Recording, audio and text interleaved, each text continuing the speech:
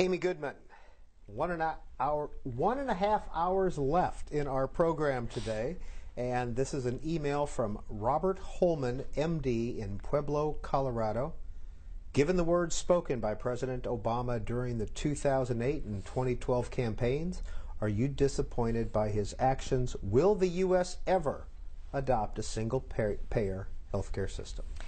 Very important question, and I'd like to also go back to the issue you raised, Peter, before the break, and that is President Obama speaking at the dedication of the MLK Memorial, of the Dr. King Memorial. You know, here we are on this Sunday. It is 45 years ago.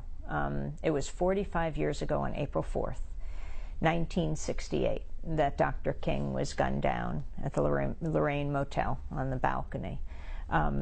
He went down to Memphis that week to stand with sanitation workers who were simply trying to organize a local union, 1707 of AFSCME, the American Federation of State, County, Municipal Employees.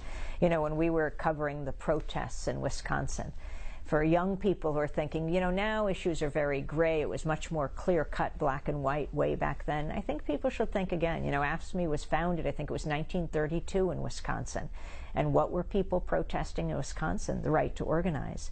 Dr. King died for that right. Most people in this country don't realize, you know, they know his I Have a Dream speech, but don't realize as he was speaking, giving that famous address, I may not make it, you know, the mountaintop address. He was there to stand with sanitation workers, simply organizing.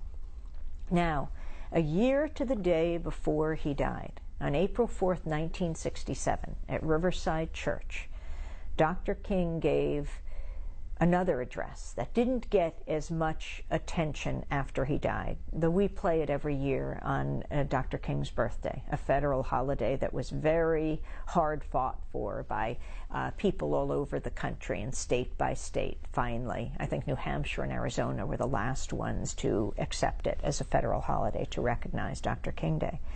But on April 4th, 1967,